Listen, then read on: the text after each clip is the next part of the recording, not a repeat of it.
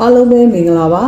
ဒီနေ့မှာတော့ဒီနီပရိုပက်ထရော့စစ်မျက်နှာမှာဖြစ်ပွားခဲ့တဲ့ယူကရိန်းရဲ့မဟာဗျူဟာမြောက်စစ်စင်ရေးနဲ့ကော့စတန်တင်နီဖ်ကာမြို့ရှင်းလင်းရေးအခြေအနေတွေကိုစီးရေးအချက်လက်တွေနဲ့အတူသုံးသပ်တင်ဆက်ပေးသွားမှာဖြစ်ပါတယ်ကမ္ဘာစီးရေးစောင့်ကြည့်သူတွေနဲ့လေ့လာသူတွေအံ့အားသင့်သွားရလာအောင်ပဲဒွန်ဘတ်စစ်မျက်နှာရဲ့အခြေအနေဟာတညတာအတွင်းမှာတင်ဇောက်ထိုးမိုးမျှော်ပြောင်းလဲသွားခဲ့ပါပြီရုရှားသမ္မတဗလာဒီမာပူတင်အနေနဲ့ဒွန်ဘတ်ဒေသတစ်ခုလုံးကိုအပိသက်သိမ်းပိုက်ဖို့အတွက်၎င်းရဲ့စစ်ဗိုလ်ချုပ်တွေကိုရာဇသံပေးခဲ့တာ15ကြိမ်ထက်မနည်းရှိခဲ့ပါတယ်။နောက်ဆုံးသတ်မှတ်ပေးခဲ့တဲ့ရာဇသံကာလကတော့2026ခုနှစ်မကုန်မီဖြစ်ပါတယ်။ဒါပေမဲ့အဲ့ဒီရာဇသံသတ်မှတ်ရမတိုင်မီမှာပဲယူကရိန်းတပ်မတော်ကခရမလင်စစ်ကောင်စီရဲ့မျှော်လင့်ချက်တွေကိုအစအနမတန်အောင်ဖျက်ဆီးပစ်လိုက်မဲ့စစ်စင်ရေးတစ်ခုကိုလျှက်တပြက်ပေါ်ဆောင်လိုက်ပါတယ်။စစ်မြေပြင်သတင်းစီစစ်ချက်တွေအရယူကရိန်းတပ်မတော်ဟာဒနီပရိုပက်ထရော့ကိုဦးတည်ရာစစ်ကြောင်းကနေနိုင်ပေါင်းများစွာစက်တိုက်ဆိုသလိုအပြင်းအထန်ထိုးစစ်ဆင်ခဲ့တာပါ။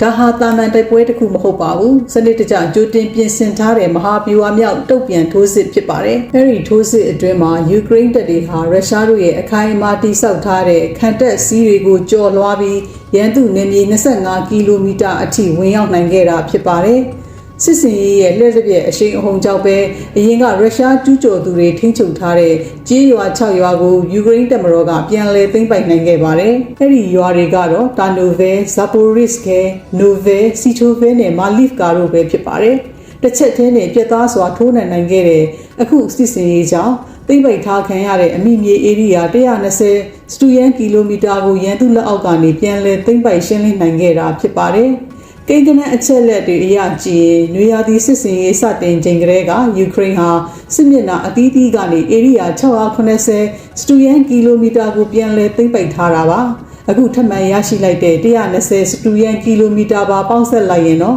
ယူကရိန်းပြန်လည်သိမ်းပိုက်နိုင်ခဲ့တဲ့နေမြေပမာဏဟာစုစုပေါင်း990စတူယန်ကီလိုမီတာအထိရှိလာခဲ့တာဖြစ်ပါတယ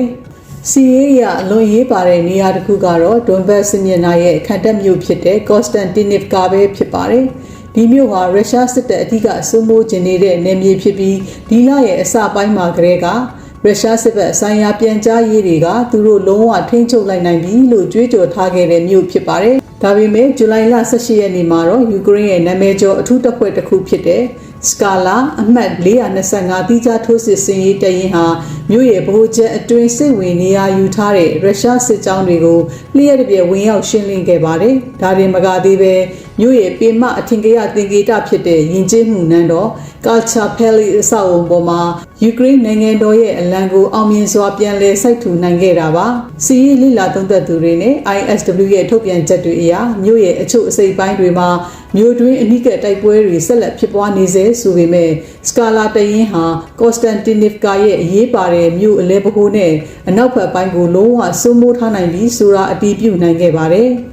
ဒါဟာရုရှားတို့ရဲ့စိတ်သက်စစ်စင်ရေးနဲ့သတင်းအမှားဝါဒဖြန့်မှု information and psychological warfare ကိုအပိသက်ချေမှုန်းပစ်လိုက်တာလည်းဖြစ်ပါတယ်။ဒီလောက်အင်အားကြီးမားတဲ့ခံစစ်လိုင်းကိုယူကရိန်းတပ်တွေအနေနဲ့ဘလို့နည်းဗျူဟာနဲ့ထိုးပေါက်သွားခဲ့တာလဲ။ပထမအချက်ကတော့electronic warfare နည်းပညာစစ်စင်ရေးစတင်တာနဲ့အမျှယူကရိန်းရဲ့ electronic နှောက်ယှက်ရေးအဖွဲ့တွေက signal jumping shield တွေကိုအပြည့်အဝအသုံးပြုခဲ့ပါတယ်။ဒါကြောင့်မလို့ရုရှားတို့ရဲ့ Orlan-10 နဲ့ Zala လိုမျိုးအဓိကကင်းထောက် drone တွေဟ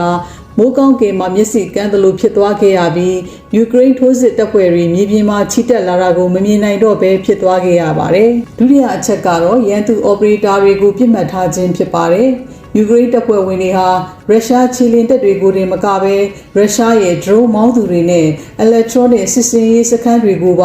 ရေဒီယိုနဲ့အချက်ပြလိုင်းတွေထောက်လှမ်းတဲ့စနစ် signal intelligence နည်းပညာတွေနဲ့စက္ကန့်ပိုင်းအတွင်းရှာဖွေဖော်ထုတ်ခဲ့ပါတယ်။နေရာအတိအကျရတာနဲ့တပြိုင်နက်တာဝေးပြလက်နက်ကြီးတွေနဲ့ suicide drone တွေကိုအသုံးပြုပြီးရုရှားတို့ရဲ့ drone ထိန်းချုပ်ရေးစခန်းတွေကိုအရင်ဆုံးအပြတ်ရှင်းခဲ့တာပါ။ဒီလိုနဲ့ရုရှားတပ်တွေရဲ့မျက်စိနဲ့နားကိုပိတ်ပစ်လိုက်ပြီးတဲ့နောက်မှာတော့အမှတ်155စက်မှုတပ်မဟာနဲ့လေကြောင်းထိုးစစ်ဆင်ရေးတပ်မဟာတွေရဲ့တန်ချက်ကာတပ်ဖွဲ့ဝင်တွေဟာရုရှားတို့ရဲ့အမှတ်656မော်တော်ယာဉ်3ခြေလျင်တပ်ရင်းနဲ့ Baltic Fleet ကအသစ်ဖွဲ့စည်းထားတဲ့အမှတ်120ရေကြောင်းခြေကျင်တပ်မဟာတွေကိုအပြည့်အသက်ချေမှုန်းနိုင်ခဲ့တာဖြစ်ပါတယ်။ဒီအောင်ပွဲဟာမြေပုံပေါ်မှာ120စတူယန်ကီလိုမီတာအယောင်ပြောင်းသွားရုံတာမန်အချက်မဟုတ်ပါဘူး။စီးရေးရကြည့်မယ်ဆိုရင်အလွန်ကြီးမားတဲ့အကျိုးသက်ရောက်မှု၃ခုကိုဖြစ်ပေါ်စေခဲ့ပါတယ်။ပထမအချက်က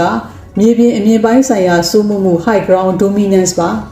သိမ့်ပိတ်လိုက်တဲ့ကြေးရွာ6ရွာဟာမဟာဗျူဟာမြောက်အမြင့်ပိုင်းမှာတည်ရှိနေတာကြောင့်ယူကရိန်းလက်နက်ကြီးတပ်ဖွဲ့ဝင်တွေအနေနဲ့ရုရှားတို့ရဲ့မြေနိမ့်ပိုင်းခန်းစစ်စခန်းတွေကိုတာမန်မျက်စိနဲ့တင်မိုင်ပေါင်းများစွာအကွာအဝေးထိအထင်သာစိုးမိုးကြည့်ရှုနိုင်သွားခဲ့ပါပြီဒုတိယအချက်ကထောက်ပံ့ရေးလမ်းကြောင်းကိုဖျက်တောက်နိုင်ခြင်း logistic cut off ဖြစ်ပါတယ်တီမာရီဖကာကိုဖျက်ဆီးသွားတဲ့ရုရှားတို့ရဲ့ပင်မထောက်ပံ့ရေးလမ်းမကြီးဟာအခုကယူကရိန်းလက်နက်ကြီးတွေရဲ့တိုက်ရိုက်ပစ်ခတ်ထိန်းချုပ်မှုအောက်ကိုရောက်ရှိသွားခဲ့ပါပြီ။ဒါကြောင့်ရုရှားတို့ဟာခင်းရဲတဲ့73စီတွေကိုရှုံနွန်ထူထပ်တဲ့ကျေးလက်လမ်းတွေကနေလမ်းကြောင်းလွှဲပို့ဆောင်နေရပြီးညကြည့်ကင်မရာပါတဲ့ drone တွေရဲ့အလွယ်တကူစီစစ်တိုက်ခိုက်ခြင်းကိုခံနေရပါတယ်။တတိယအချက်ခင်းရဲမိကြောက်ချွေတာနိုင်မှု ammunition economy ပါရှေ့တန်းလိုင်း25ကီလိုမီတာရှေ့တိုးသွားတာကြောင့်ယူကရိန်းရဲ့တာဝေးပြေကာမီကာစီ drone တွေဟာရုရှားတို့ရဲ့နောက်တန်းကုတ်ကဲရေးစခန်းတွေခဲယမ်းဂိုဒေါင်တွေကိုတိုက်ရိုက်ပစ်မှတ်ထားနိုင်လာပါတယ်။ဒါကြောင့်အဖိုးတန်155မီလီမီတာလက်နက်ကြီးတွေကိုမလိုအပ်ပဲမဖြုံးနှီးတာကခဲယမ်းချွေတာနိုင်မှုကိုကြီးမားစွာအထောက်အကူပြုစေခဲ့ပါတယ်။ခြုံငုံသုံးသပ်ရမယ်ဆိုရင်တော့ကရင်မလင်ဟာစစ်ပွဲကို2026ခုနှစ်အပြီးအထိ